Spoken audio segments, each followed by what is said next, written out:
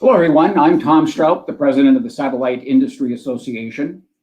For those of you who've had a chance to attend the conference, you've probably seen the sessions on rural connectivity and innovations in the satellite sector. We thought we'd take those topics to another level to discuss how to provide service to the overlooked areas of the world, those that are not just rural, but very hard to serve cost effectively. In the US, one of the hardest areas in the country to serve is Alaska. It's huge geographically, very sparsely populated, and extremely far north, making service from geostationary satellites challenging.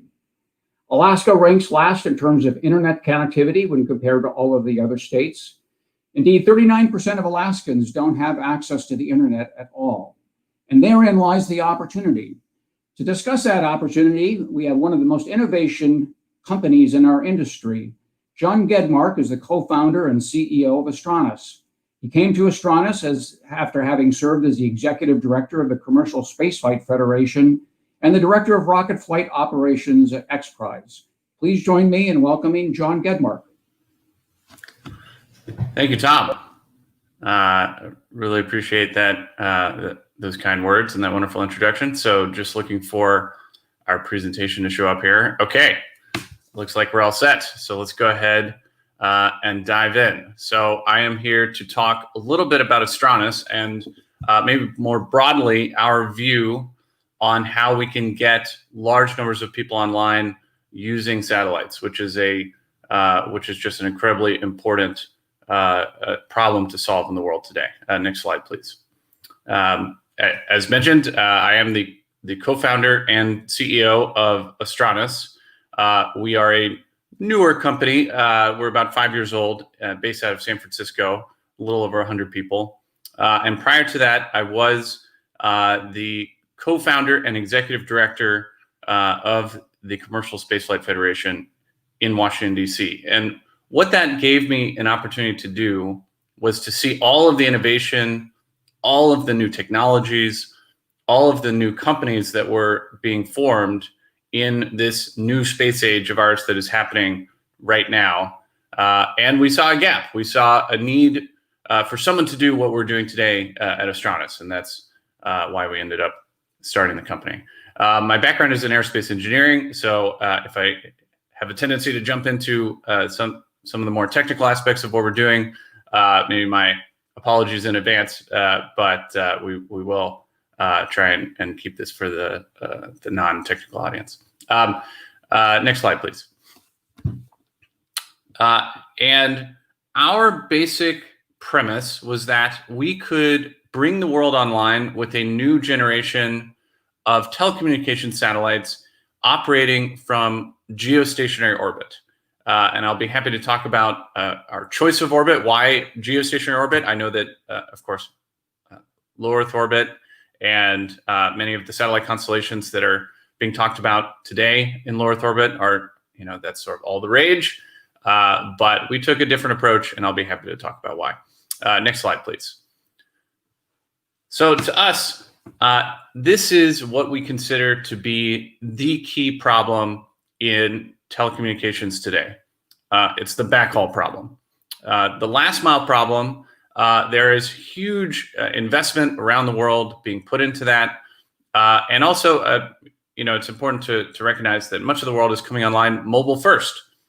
In many parts of the world, they have had cell phones for a long time. And what they want is just more internet and faster internet to their cell phone, not, home internet to their desktop computer. They may not even know what a desktop computer even looks like, right? So the question is, how do you allow more cell towers to get deployed out into some of the most remote areas of the world? And how do you do that cost effectively? It turns out that, building an individual cell tower compared to the cost of all the people it might serve, thousands of people, is pretty low, can be very low cost in the grand scheme of things. And all of the challenge, all of the cost is in fact in trying to connect those cell towers to the internet, solving the backhaul problem. In many parts of the world, and we're going to talk a little bit about Alaska, and we can talk about others, it's just not economical to run fiber to every single one of the cell towers. trenching fiber out hundreds or thousands of miles across, some of the most rugged terrain on planet Earth is just, it's a non-starter. And so that means we need to use satellite. That is the best option and the best solution. So why aren't we doing that today? We have satellites that are up in geostationary orbit, providing comms essentially anywhere you could want in the world. Why aren't we doing that? Next slide. And this is the answer. This is how satellites are built today. Gigantic satellites the size of a London double-decker bus or larger, that cost $300 million for a single satellite. Each one, taking 4 or 5 years to build. And there's just so much inefficiency built into that whole process, but from the very beginning planning stages, trying to make the business case work through raising the capital. Raising $300 million of capital is not easy. I think if you ask anyone that's ever had to try and do that, even for some of the largest companies out there, and then actually getting it built and deployed. Next slide, please. And so that's why we came up with a new approach, a satellite based on a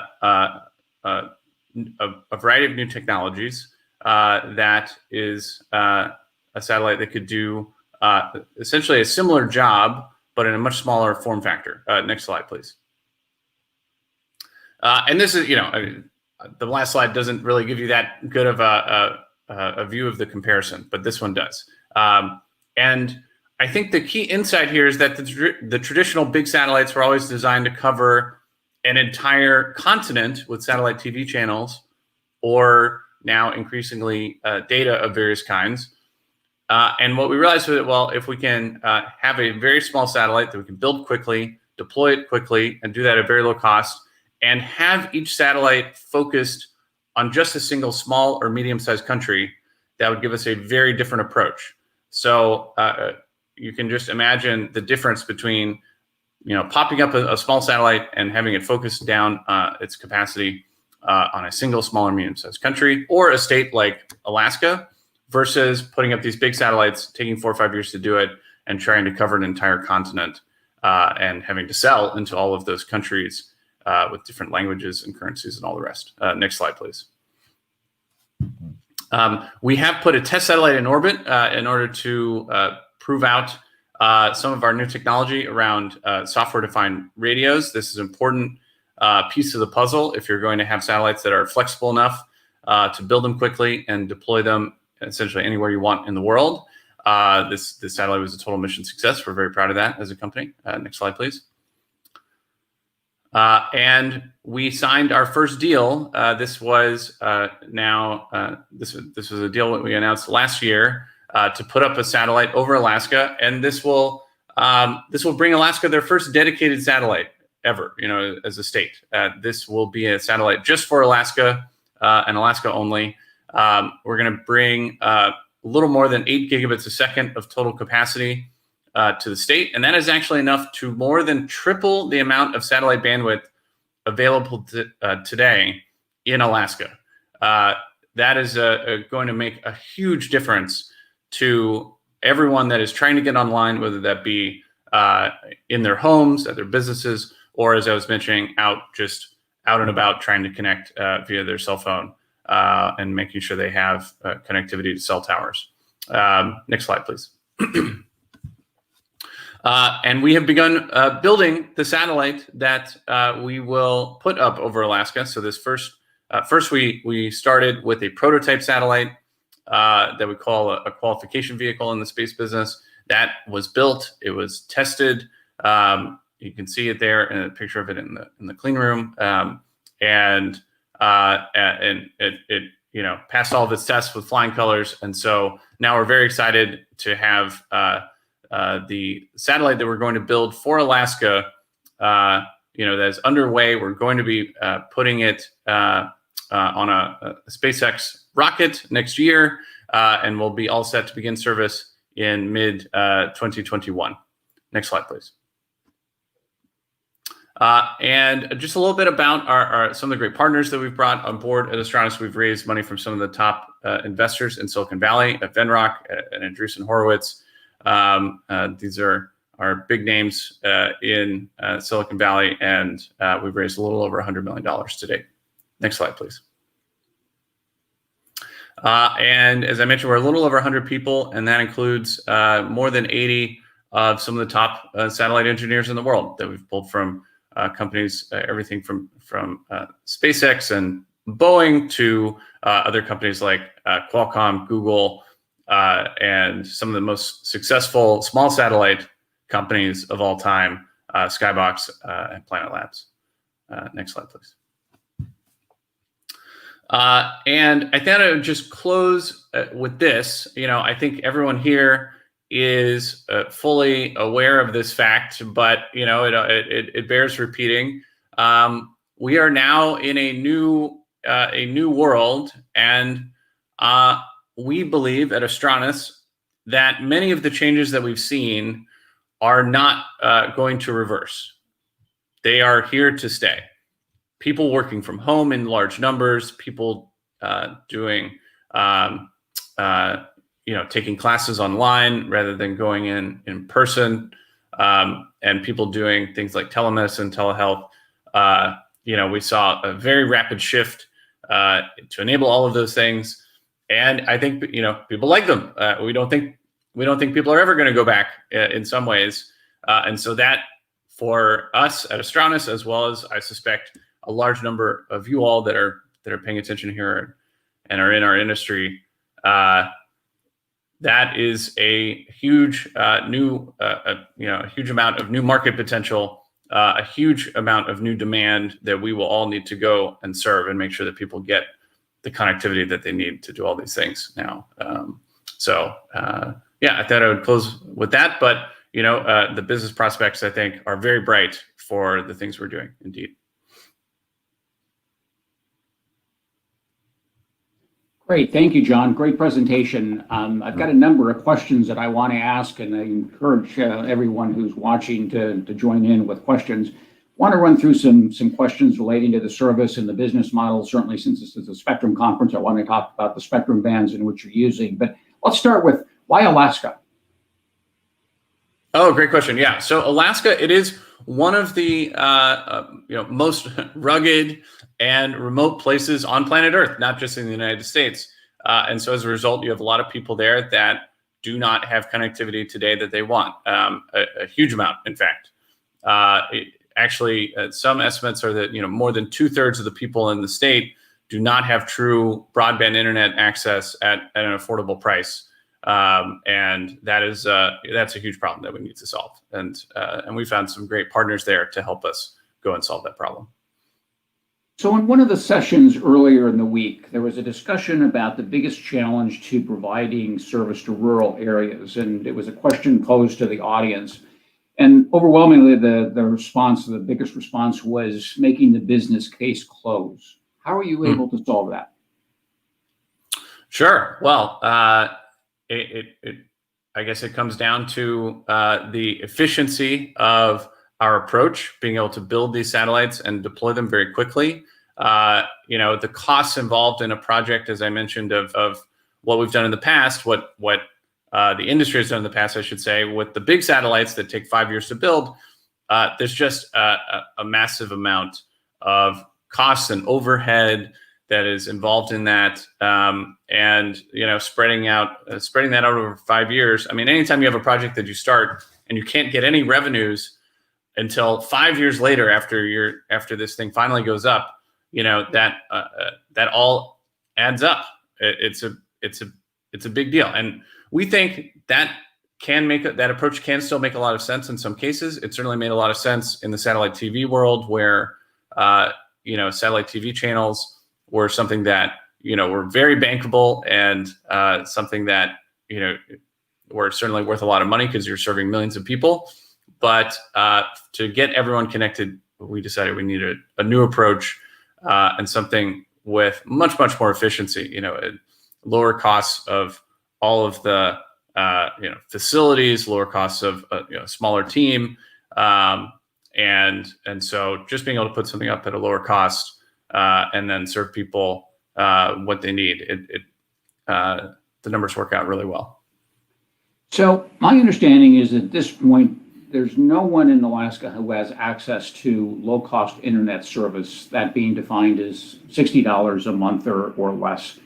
Do you think that is that a reasonable target for you? Is that the target market you're going after, or is it to provide service to some of the existing providers, because there are a large number of people in Alaska who only have access to one internet service provider? Is there anything that you can add just in terms of anticipated pricing, and whether you're planning on initially focusing only on those who don't have any service, or becoming a competitive service to some of the existing providers? Yeah, for sure.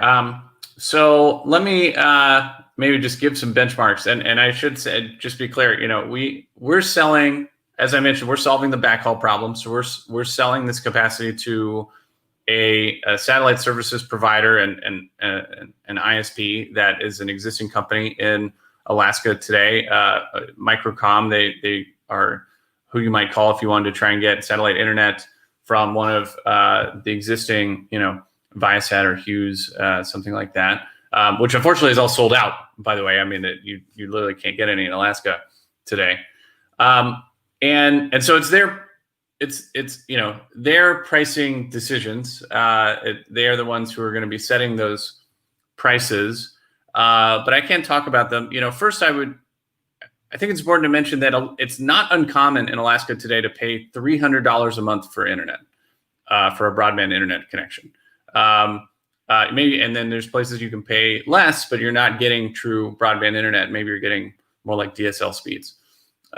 So that is that's just an enormous cost. There's not that many people that can or want to pay $300 a month for internet in their home.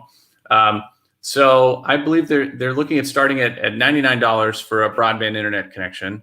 And certainly, we have Astranus and our partner there in Alaska, we have the long-term goal of having prices come down over time. There's no question about that. But I think that's where we're going to start, and that's going to be a huge benefit to people that can't get internet for anything close to something affordable today. So you'll be working with local partners in Alaska, and I suspect other markets as well, to handle the distribution, installation of equipment. Is that the business model? Is that correct? That's correct. Yes. Okay. So what are the next markets after Alaska? Well, that's good. That's a good question. And, we have not announced our next partner yet, so I will have to ask people to stay tuned on that. But we do have projects in work around the world, in almost every continent of the world. And they are exactly the kinds of places that I described earlier, right? Small and medium-sized countries, bringing them their very own dedicated satellite for the first time that's focused on their country and is just for them. And these are some of the most rugged and remote countries, or countries where they have large swaths of rural populations out in whether it be mountainous areas or areas with other types of rough terrain, where it's just incredibly hard to trench fiber out to cell towers, right? Hard or maybe impossible. And so we do have a number of projects in work around the world, but I'll need to ask people to stay tuned on that. Yeah. Okay, good. And because the hosts of this event are Global Forum, you can imagine that they're quite interested in capabilities outside the country. One of the questions that we've gotten from the audience is, what type of geographical coverage can be achieved through a micro geo satellite? And is there a need to deploy multiple satellites in case of larger areas or multiple areas to cover? Yeah, I mean, I think Alaska is maybe actually at the larger end of what we might cover. If you look at Alaska, and we are covering the entire state. So, and that's another thing that will be new for the first time in Alaska. There is some satellite capacity today, but it's sort of this, it's a beam that's coming down from a satellite that's actually really over the lower 48 states, And so that beam is off at this weird angle, that's coming in from a satellite that's off to the side, and it doesn't cover the entire state. So that is, that's another important thing that we'll be bringing to Alaska. But our sweet spot is, as I said, smaller, medium-sized countries. We would not, we have not looked at covering areas much larger than that at this time. But what I will say is that you certainly can use multiple satellites to increase the capacity of one of these countries over time. You can start with a single microsatellite and have just a small chunk of capacity. That is what they need today. And then as they need more capacity over time, you can add more satellites into the mix. You can just sort of phase them in. And that is a very different approach from the large satellites. And that level of granularity, it really makes a big difference in the efficiency of the overall system. What frequency bands are you operating on? Yeah, we are primarily building our satellites in Ka band. These are the standard satellite frequencies in Ka band, and we're also doing satellites in Ku band, again, standard frequencies as well. So that we are playing in the standard satellite regulatory regime around orbital slots and the commercial frequencies available there. Okay. So what kind of speeds are you anticipating for the service?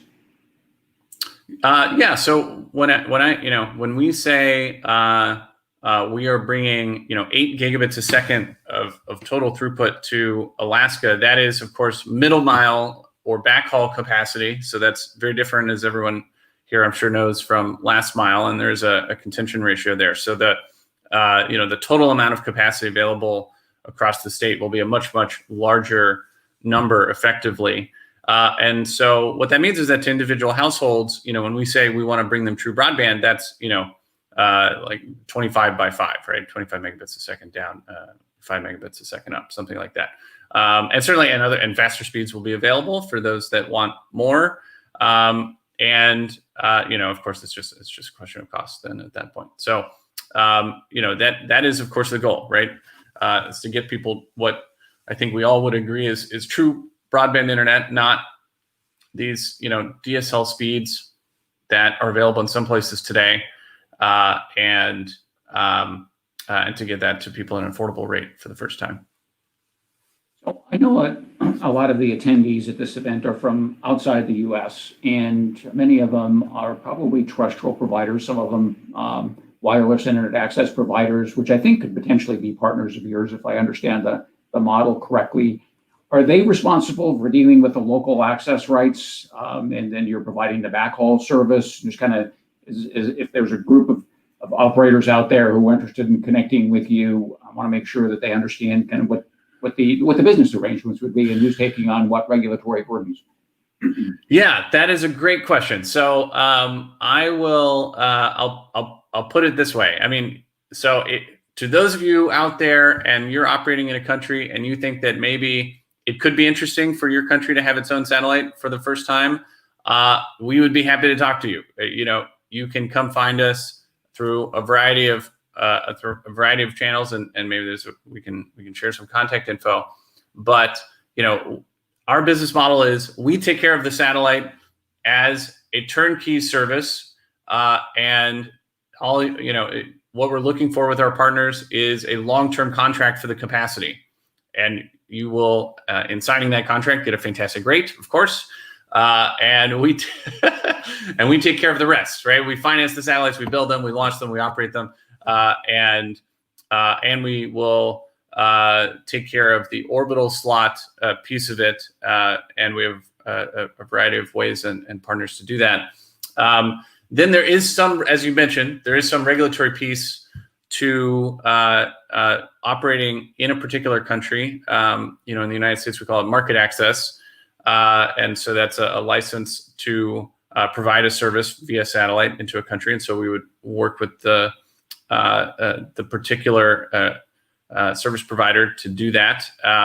If they have that expertise already, great. If not, there's always experts that we can bring in who maybe have done that before in their country, worked with the local regulators.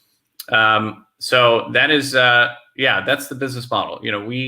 We're looking for partners who already have experience deploying the equipment out to, the user terminals, the modems, et cetera, and handling that last mile out to their customers. But if they are looking for additional backhaul capacity, we can certainly provide them that. Okay.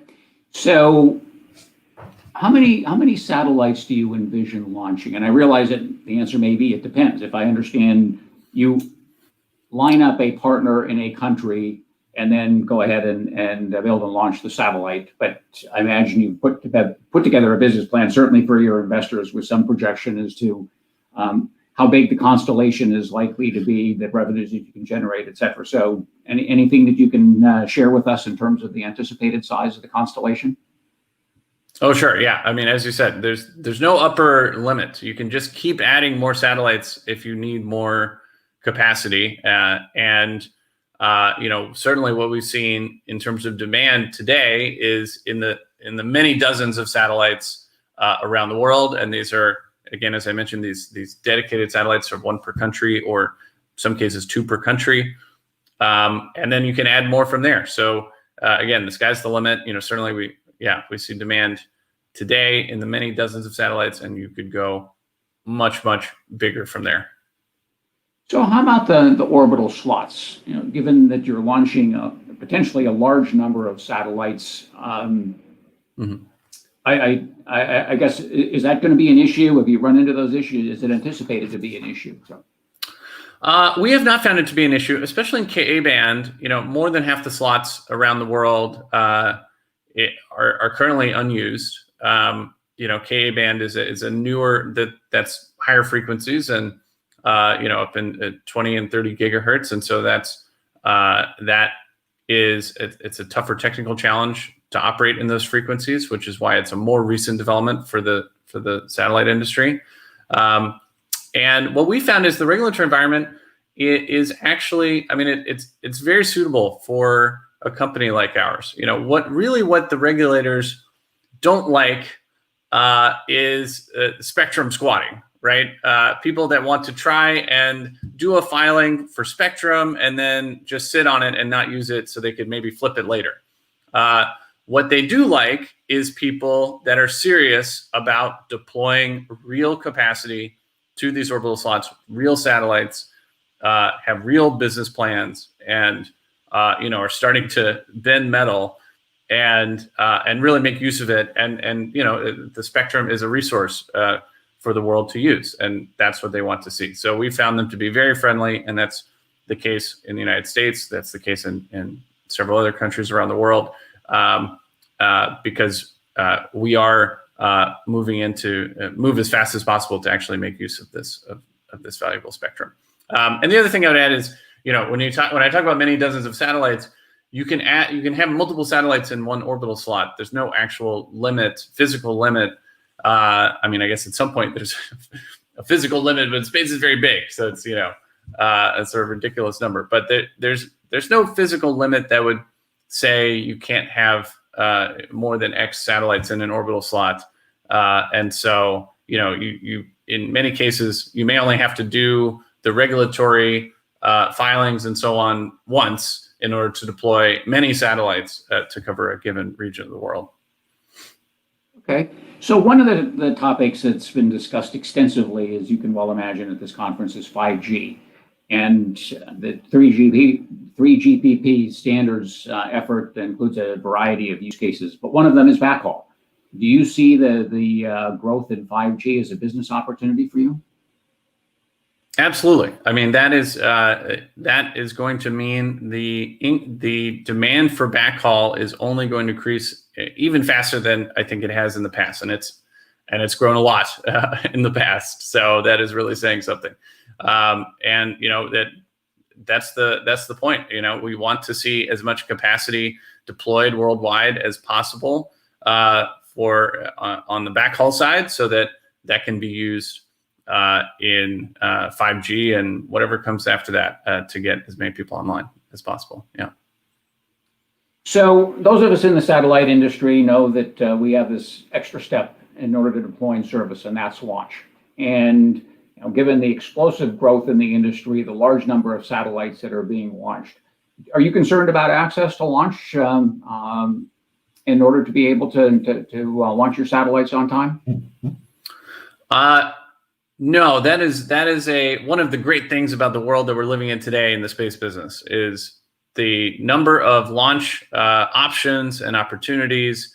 The market is following fast behind all of this demand, and so you have new rockets that are in various stages of development. Of course, the most advanced is a company called Rocket Lab, which has launched, I think, 15 different rockets to orbit. These are smaller rockets specifically designed to be focused on small satellites. I mean, they're small rockets that are only capable of launching small satellites, actually, and so they so they are right sized for what we're doing and just open up a huge amount of new launch options for companies like ours.